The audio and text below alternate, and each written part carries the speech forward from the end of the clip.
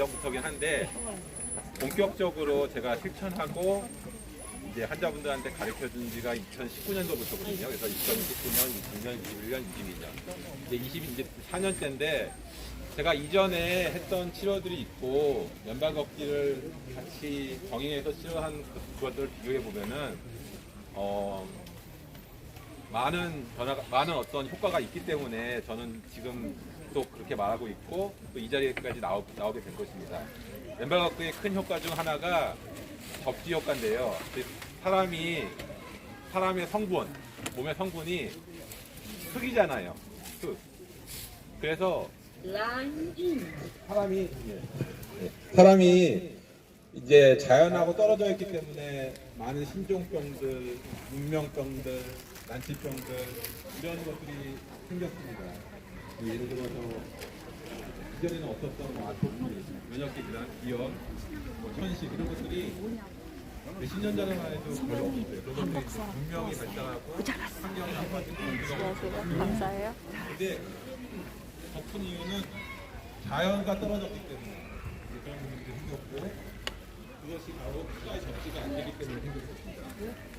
저희가 현대 의학이나 과학이 많이 발전을 했어요. 그래서 이제 뭐 많은 시약도 나오고 그러는데 암이라든지 뭐 심혈관계 질환은 치료가 안 되고 있어요. 예를 들어서 우리나라만 하더라도 암으로 인한 사망률이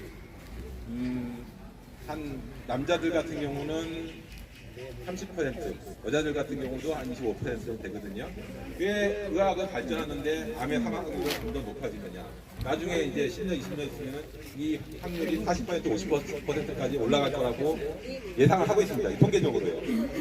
그리고 심장병 이런 것들 같은 것도 왜 정복이 안 되느냐? 다 자연과 떨어진 것 때문에 생긴 거예요.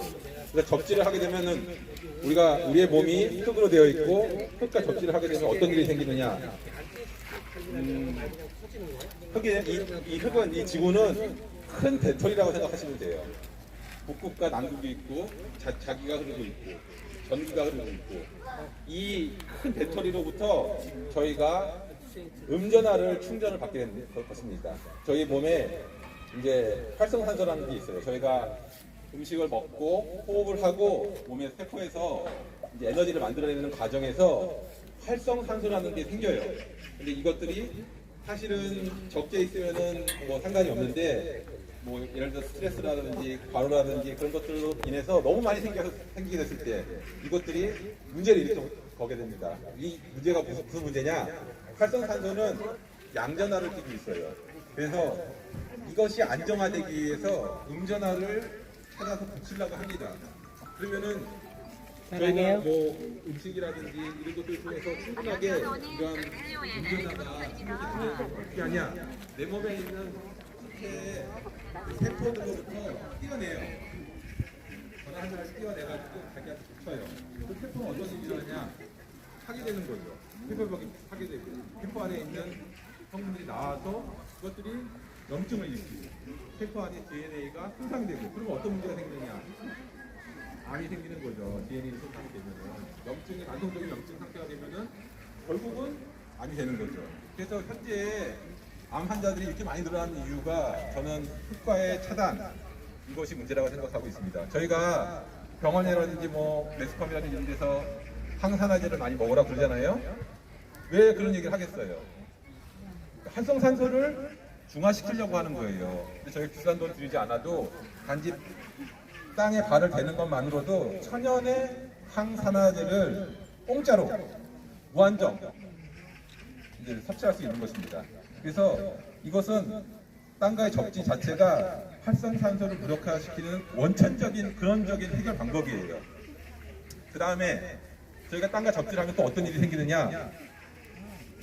저희 그 혈관 내에 혈액이 있고 그 다음에 그 혈액에 적혈구가 있어요.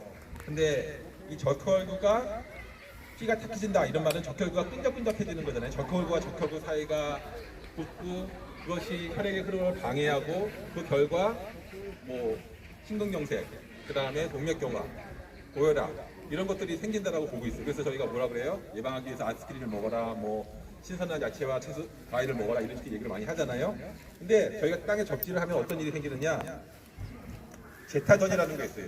적혈구의 표면에는 그 적혈구와 적혈구 사이에 이렇게 멀어지게 하는 힘이 제타전이라고 하는데 이것이 2.6배가, 2.7배가 이제 상승된다라는 논문 보고가 있습니다.